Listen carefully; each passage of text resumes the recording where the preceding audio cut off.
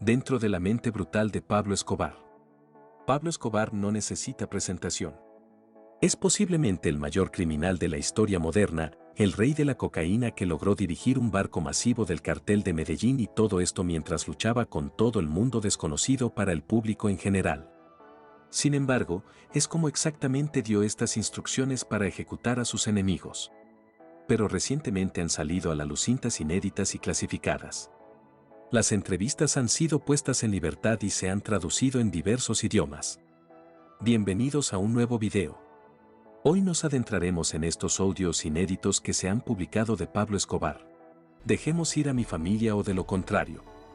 El 28 de noviembre de 1993 el gobierno alemán rechazó la entrada de la familia de Pablo Escobar en Alemania y los devolvió a Colombia, esto después de haber pasado 24 horas en el Aeropuerto Internacional de Frankfurt. En ese momento este audio fue grabado en el extranjero. Le habla Pablo Escobar de Medellín. Es para manifestarle que si el gobierno de Alemania rechaza a mi familia inocente, yo tomaré represalias contra los ciudadanos, los turistas, las empresas y los intereses de Alemania en Colombia. Al parecer su esposa junto a sus dos hijos pidieron asilo por persecución política en Colombia, y a pesar de las amenazas de Escobar al gobierno alemán y al propio aeropuerto, las fuerzas fronterizas alemanas les negaron la entrada el 28 de noviembre. Los funcionarios alemanes concluyeron que sus vidas en peligro eran consecuencia de las actividades criminales del señor de la droga y por lo tanto no era su responsabilidad protegerlos. Conflicto con el cartel de Cali. En el siguiente audio tenemos una conversación entre Pablo Escobar y uno de sus hombres. En esta conversación se nos informa sobre el cartel de Cali y cómo están planeando ejecutar sus próximas jugadas. ¿Bien o qué? Cuéntame. Que el negro me estaba diciendo a mí desde hacía mucho tiempo. Mira que a ustedes los quieren sacarlos de allá, que porque ustedes están invadiendo la plaza de Nueva York y que la plaza de Nueva York ha sido de ellos toda la vida. ¿Cómo les parece, dueños de la ciudad? Vamos a decir a unos inteligentes que no los guapos. Eso es lo que se va a demostrar aquí. Ahora bien, en 1988 ocurrió el atentado de Mónaco. Este fue un intento fallido por el cartel de Cali para asesinar a Pablo Escobar con un coche bomba compuesto por 800 libras de dinamita en su apartamento de lujo en la ciudad de Medellín. Para fortuna de Escobar, nadie fue asesinado, pero su hija Manuela quedó sorda para siempre de su oído izquierdo. Usted se estará preguntando por qué el cártel de Cali estaba tan desesperado por atacarlo en su apartamento de lujo donde estaba toda su familia, pero tenían una razón para estar desesperados. Usted ve, Pablo y su familia se escondieron en un apartamento de lujo en el edificio de Mónaco, mientras que su abogado negoció el tratado de rendición con el gobierno colombiano. El cártel de Cali, siendo los principales rivales de Escobar, sentían que Escobar se convertiría en intocable después de que entró en su prisión privada y decidió asesinarlo, antes de que el tratado se finalizara. 2 años más tarde, descubrió a los traidores. No eran otros que los hermanos Ochoa, que estaban aliados con el cartel de Cali. Los hermanos Ochoa fueron los principales asociados del cartel de Medellín. De hecho, hay una cinta de audio filtrada más adelante en este video centrado en el secuestro de su hermana, Marta Nieves Ochoa. Finalmente, cuando Escobar murió, las autoridades volvieron sus ojos hacia el Hotel Calicó que lideraba el multimillonario de la droga. Una advertencia al presidente. El audio que escucharemos a continuación fue enviado por el máximo líder de los extraditables, que es el propio Pablo Escobar. Los Extraditables era una organización narcoterrorista fundada por Pablo Escobar en 1984. Su lema era: preferimos una tumba en Colombia a una prisión en los Estados Unidos. Tenía un mensaje para su presidente de Colombia en ese momento. Hay una orden nacional de los extraditables. Todo el que esté aliado a César Gaviria, la orden es bala. Mi orden es bala. Aquí tienen a los que están con Gaviria, están al lado de un muerto. Este grupo propuso poner fin a la guerra y el negocio de las drogas a cambio de garantías constitucionales, pero parece que esto nunca sucedió, por eso se envió este audio. Quemar su casa y comenzar una guerra civil. Pablo Escobar supuestamente quería nada más que la paz y el diálogo con el gobierno colombiano, pero el gobierno se negó, por lo que decidió sembrar el terror a través de actos atroces como el secuestro, puestas de coches bombas e incluso una guerra civil. Presten atención a este audio. O sea que tenemos que crear un caos muy berraco para que nos llamen a paz. Cuando hay una guerra civil bien berraca nos llaman a paz. Esa es la única fórmula que yo le debo a él. Si nos dedicamos a darle a los políticos, a quemarles las casas y hacer una guerra civil bien berraca, entonces nos tienen que llamar al diálogo de la paz y arreglamos con todo el mundo y se nos arreglan los problemas. No le veo otra solución. Hay que luchar, hermano, hay que poner todo el corazón para esto y nos vamos a morir todos, nos morimos todos. Su nombre ahora. El siguiente clip no es un audio, sino una entrevista que fue inédita de Pablo Escobar en su finca de Nápoles en Colombia. En realidad es una entrevista única que dio en persona para aclarar cuestiones de narcotráfico y esto es lo que dijo. Tengo mi conciencia tranquila, jamás he enviado un solo kilo de cocaína a Europa ni he hecho ningún tipo de negociación con ningún europeo. Yo considero que el problema de la drogadicción no solamente en Europa sino en cualquier país del mundo está relacionado con la educación y no con la represión. Es un asunto de educación y de disciplina, no es un problema de represión. Estos oficiales responden ante mí. Pablo Escobar se encontraba dando órdenes a sus hombres acerca de una operación policial que al parecer arruinó sus planes. Le estaba exigiendo fervientemente los nombres de los oficiales, tal vez para enviarles por correo una tarjeta de regalo o para quemar su casa. Secuestro de la hermana Marta. El 12 de noviembre de 1981 el secuestro de la hermana Marta Nieves Ochoa se llevó a cabo por el movimiento revolucionario M-19. La hermana Marta era la hermana de Fabio Jorge Luis y Juan David Ochoa, que eran amigos y miembros del cartel de Medellín. Los secuestradores del M-19 estaban siendo financiados por los carteles del narcotráfico en Colombia. Escobar organizó hombres y armas y vendió venganza por el secuestro de Marta Ochoa y al parecer este audio se refiere al incidente. Y decirle que si esos dos muchachos me aparecen muertos, que le mato la mamá y los primos y hasta el hijueputa ese marica cree que es porque es policía que si yo tengo miedo a ese hijueputa, ¿ok? Malicia mediática. Pablo Escobar y los periódicos tienen una historia especial y podría decir que uno de los grandes enemigos de Escobar fue el periódico El Espectador. Fueron uno de los pocos medios de comunicación que se atrevió a atacar al narcotraficante. El Espectador había publicado una nota judicial que documentaba que 6 narcotraficantes habían caído en Antioquía con 39 libras de cocaína y entre los detenidos estaban Pablo Escobar y su primo Gustavo Gaviria. Fue entonces que Escobar le declaró la guerra al periódico y esto quedaría grabado en audio cuando Pablo los amenazó.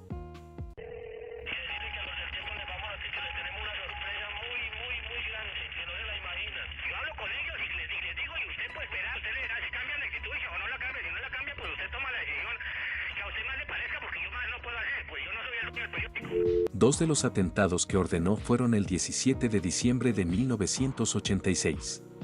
Ordenó a uno de sus sicarios asesinar al director de El Espectador, Guillermo Cano, quien había denunciado el poder criminal del narcotraficante. Ambición presidencial.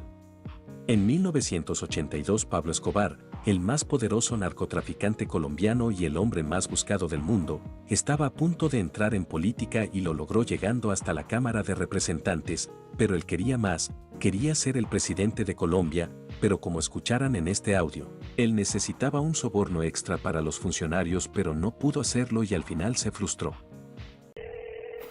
Pero esos amigos de Blazer, los del Congreso, pidiendo plata, hermano, y hay que darle, hermano. Colaboración extra. Porque es que todos políticos, hermanos, hay que darle a todo el mundo, hermano. Lo que Escobar no sabía es que no duraría mucho en el juego de la política, ya que en medio del alboroto levantaron acusaciones y denuncias también lo incluyeron en la lista de narcotraficantes, así que el 20 de enero de 1984 el narcotraficante anunció su retiro de la política. ¿Cuál de las cintas realmente te impresionó? Este fue Pablo Escobar defendiendo el honor de su familia, amenazando al presidente de Colombia o queriendo iniciar una guerra civil. Cuéntanos tu opinión en la cajita de comentarios. Si el video te ha gustado dale like, suscríbete y no te olvides darle a la campanita para que no te pierdas próximos videos como este. Hasta la próxima. ¿Qué fue de la familia de Pablo Escobar? Pablo Escobar. El hombre, el mito, la leyenda. Un hombre que, en su apogeo, controlaba el 80% de la cocaína que se vendía en Estados Unidos. lo que le valió el nombre de el rey de la cocaína y le situó como el séptimo hombre más rico del mundo según Forbes. Fue padre de 2 hijos. Juan y Manuela Escobar se casaron con María Victoria Henao. Aunque si hemos de creer los constantes rumores, ha tenido numerosas amantes, lo que puso a prueba su matrimonio. Sus crímenes, sin embargo, fueron mucho más allá de la infidelidad. A medida que su riqueza y poder crecían, se vio envuelto en todo tipo de actos atroces. Asesinatos y atentados eran habituales. Incluso era lo bastante poderoso como para tener contactos en el gobierno colombiano. El 2 de diciembre de 1993, Escobar murió en un tiroteo entre la policía y una fuerza policial de élite creada específicamente para acabar con él. Tras su muerte, Escobar dejó muchas cosas tras de sí, su imperio de la droga, sus propiedades y, lo más importante, su familia. Más de 20 años después de su muerte, descubrimos que fue exactamente de la familia de Pablo Escobar tras su fallecimiento. Bienvenidos a un nuevo video. Si te gusta este tipo de contenido, suscríbete a nuestro canal, es gratis. Ahora sí, comencemos. Su esposa, María Victoria Henao Vallejo, nació en 1961. Conoció a Pablo Escobar cuando solo tenía 13 años, y en aquel momento estaba segura de haber encontrado al amor de su vida. Y tras 17 complicados años de matrimonio entre el narcotráfico, la violencia y posibles infidelidades con numerosas mujeres, María sigue manteniendo que él fue, de hecho, el amor de su vida. Aún recuerda con cariño los momentos felices pasados con Escobar. Las cosas no siempre fueron fáciles. Ventas y vacaciones familiares se complicaron cuando ella descubrió la verdadera naturaleza del trabajo de su marido y no estaba muy interesada en ser su compañera en el crimen. Pero su pasión por él ardía lo suficiente como para empezar una vida con él al margen de la ley. Tras la muerte de Escobar, no le resultó muy difícil renunciar al lucrativo puesto de jefa del imperio de la droga de Escobar, optando en su lugar por una vida tranquila con el resto de su familia. María huyó más tarde de su país con sus 2 hijos, pero ni siquiera eso fue fácil. Al parecer, se le denegó el asilo y al principio intentó huir a Mozambique, Brasil y Alemania, antes de que finalmente la aceptaran en Argentina como turista. Entonces cambió su nombre de María Victoria Henao Vallejo a María Isabel Santos Caballero, lo que le permitió a ella y a su familia vivir en paz durante unos años, hasta 1999. Las autoridades descubrieron que María Isabel Santos era en realidad María Victoria Henao, la esposa del famoso Pablo Escobar, lo que llevó a su detención por blanqueo de dinero. En el año 2000, ella y su hijo, Juan Pablo, fueron encarcelados durante muchos meses. Tras su detención, María hizo una declaración. Me encarcelan en Argentina por ser colombiana porque quieren juzgar al fantasma de Pablo Escobar y porque quieren hacer creer que Argentina lucha contra el narcotráfico. Al final, las autoridades no pudieron vincularla a ningún asunto ilegal, así que la dejaron en libertad y se dieron cuenta de que eso de ser culpable antes de demostrar su inocencia quizá no era lo mejor. Después, se mantuvo alejada de los focos durante casi 2 décadas, rompiendo su silencio para publicar un libro, Mi vida y mi cárcel con Pablo Escobar, que arroja luz sobre su personalidad y la de su famoso marido. Sigue llevando una vida tranquila con sus hijos y nietos en Buenos Aires, Argentina. A su hijo, lo recuerdo dándome mucho cariño, estando en casa conmigo y con mi familia. Era un hombre muy bueno conmigo. Recibí mucho amor de él. Eso es lo que recuerdo. También recuerdo cuando fuimos a ver los pueblos pobres de Colombia para ayudarles, y ese es el padre que sabía al principio. Juan Pablo Escobar. Nacido en 1977, al llegar a Argentina cambió su nombre, al igual que su madre, por el de Sebastián Marroquín. Ahora es arquitecto, diseñador, conferenciante y autor, y ha hablado mucho de su padre, lo que hace que el cambio de nombre sea un poco discutible. Me atrevería a decir que incluso se arrepiente del cambio, ya que diseñó una línea de ropa y le dio el nombre de Escobar Henao, una combinación del apellido de su padre y el apellido de soltera de su madre. La línea de ropa Escobar Henao lleva incluso el rostro de Pablo Escobar impreso tanto en vaqueros como en camisetas de tejido orgánico. La empresa, según él, pretende cambiar la historia y la visión de la familia a algo más positivo y pacífico. Sebastián siempre ha sido franco en asuntos relacionados con su padre y su familia. se opuso a un artículo de Forbes que cifraba la fortuna de su familia en $3.000 millones, afirmando que causaba un daño inconmensurable a su familia. Ese artículo provocó el chantaje y secuestro de varios parientes, incluido él mismo, que escapó a más de 9 intentos de secuestro. También habló sobre la serie de Netflix, Narcos, que se escribió basándose en la vida y los asuntos de su padre como capo del narcotráfico, afirmando que los hechos de la serie se falsificaron y tergiversaron porque glorificaba el horrible reinado de su padre sobre Colombia. Por encima de todo, Sebastián quería que el público supiera que a pesar del dinero, el poder y la caridad, Pablo Escobar fue responsable de la muerte de miles de personas y devastó la vida de millones de familias. Y eso no era algo que admirar. En 2014, Sebastián publicó un libro titulado Pablo Escobar, mi padre, que detalla el lado más suave y privado de la vida de Pablo Escobar. También ayudó a crear un documental titulado Los pecados de mi padre. El mensaje de la película era que la violencia de Escobar terminó en la generación anterior, frente a la creencia popular de que Juan Pablo iba a volver para vengar la muerte de su padre. Como si se tratara de la secuela de una película de acción. Sebastián fue visto visitando a las familias afectadas por la muerte y asesinato de su padre, pidiendo perdón por esos crímenes. En una entrevista, a Sebastián le preguntaron por qué no había regresado a su país natal después de tantos años prófugo. Él les dijo, bueno, lo había hecho esperar hasta que pasaran 14 años desde la muerte de mi padre, para despedirme de él, debido a las amenazas. Todo el mundo me decía, si alguna vez vuelves, te mataremos. Así que tuve que decir, en Argentina, no tengo la opción de volver a Colombia. Esa no es una opción para mí. Sebastián Marroquín sigue hablando abiertamente de su padre, no para pulir su mito, sino para buscar la paz y la reconciliación pidiendo perdón abiertamente en nombre de su padre. Su hija, Manuela Escobar, era la encarnación de la niña de papá. Cuando su padre aún vivía, era sabido que haría cualquier cosa por su princesa. En una ocasión, pidió a sus hombres que grabaran cuernos y alas a un caballo blanco antes que rechazar la petición de su hija de un unicornio.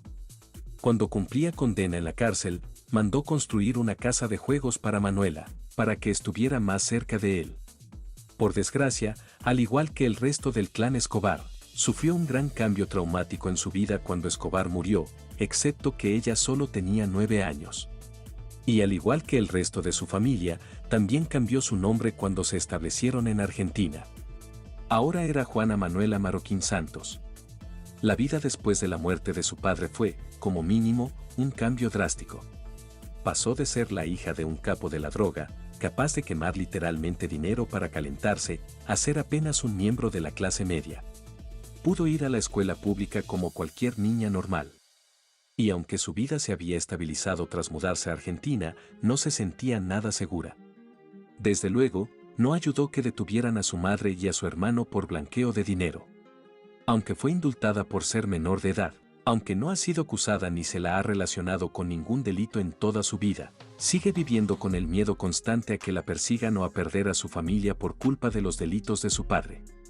Esto la ha llevado a llevar una vida de lo más recluida, sobre todo en comparación con su madre y su hermano, que optan por alejarse de los medios de comunicación y distanciarse del pasado de su familia.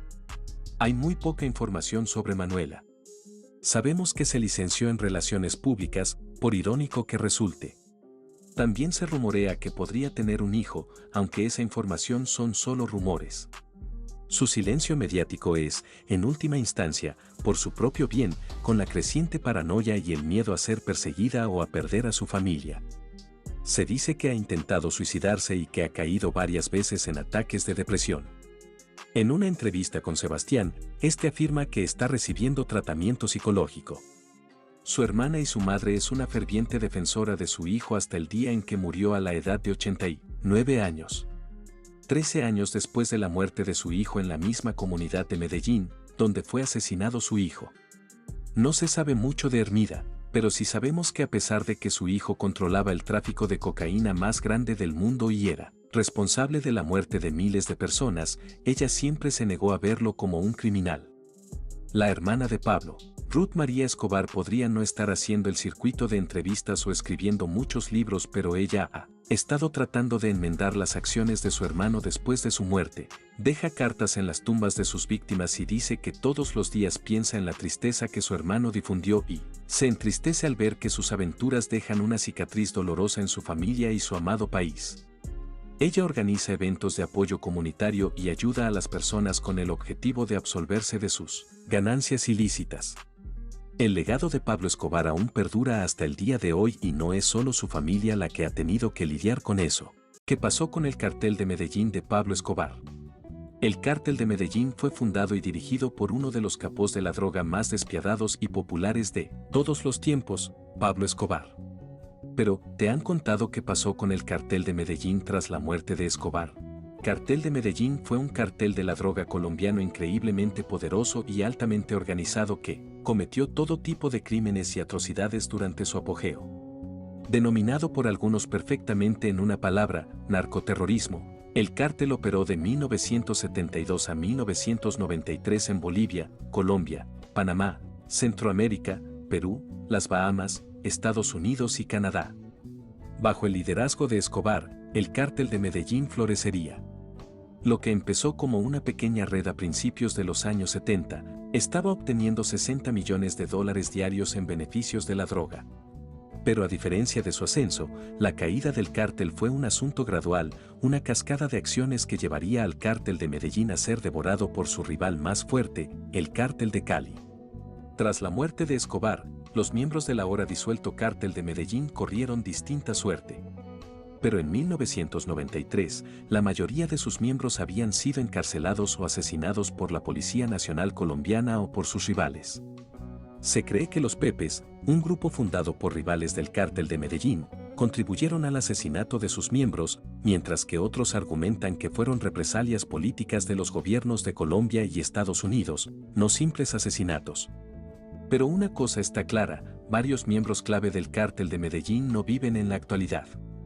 De hecho, el último de los lugartenientes de Escobar en ser asesinado fue Juan Diego Arcila Henao.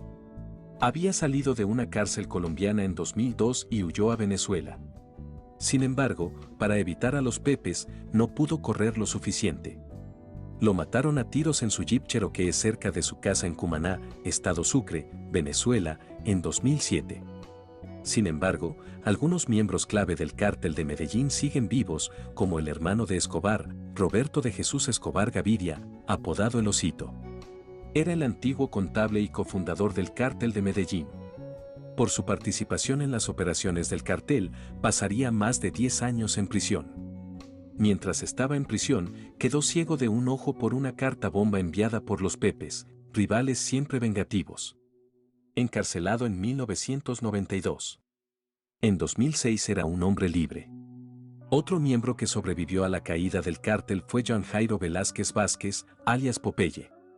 Considerado como el principal sicario de Pablo Escobar, Popeye fue un hombre que hizo muchas cosas terribles en sus días de trabajo con el Cártel de Medellín. Ha confesado voluntariamente haber participado en el asesinato del cruzado contra el narcotráfico Luis Carlos Galán en 1989, matando personalmente a 300 personas y ordenando el asesinato de otras 3.000. También estuvo implicado en decenas de secuestros, coches bomba y el atentado con bomba contra un avión comercial en el que murieron 107 personas. Sin embargo, tras cumplir 22 años en una prisión de máxima seguridad, Popeye volvió a ser un hombre libre, al menos durante un breve periodo antes de su muerte en 2020. Otro miembro del Cártel de Medellín, que también ha sido descrito como el principal asesino de Pablo Escobar, es Dandeny Muñoz Mosquera, alias La Quica. Se cree que es responsable de la muerte de un número indeterminado de personas, con estimaciones oficiales que se cuentan por centenares. Se sabe que ha asesinado a miembros del Cártel de Medellín y del Cártel de Cali, así como a agentes de policía y funcionarios del gobierno. La Quica fue detenido en 1991. Entre sus delitos condenados figura el atentado con bomba contra el vuelo 203 de Avianca en 1989, en el que murieron 110 civiles. Conspiración para importar y distribuir cocaína, importación sustantiva de cocaína, participación y conspiración para participar en una empresa de crimen organizado y participación en una empresa criminal continuada. A pesar de que sus antecedentes penales no son ni de lejos tan largos como los de Pápais, fue condenado a 10 cadenas perpetuas más 45 años que deberán cumplirse de forma consecutiva. Y por último, parte de los últimos pioneros supervivientes del cartel de Medellín, los hermanos Ochoa. Jorge Luis Ochoa Vázquez, uno de los miembros fundadores del cártel, llegó a figurar entre los 20 hombres más ricos del mundo, con un patrimonio estimado de casi $3.000 millones. Se entregaría a las autoridades colombianas en 1991 a cambio de una condena de 5 años y medio. Su hermano Fabio Ochoa Vázquez no tuvo tanta suerte. Al igual que su hermano, el papel de Fabio en el tráfico de drogas también le hizo multimillonario, y se entregaron juntos en 1991. Tras su liberación, sin embargo, fue detenido de nuevo en 1999 y acusado de aportar conocimientos y recibir pagos por cargamentos de cocaína. Fue extraditado a Estados Unidos, donde fue condenado a 30 años en una prisión federal.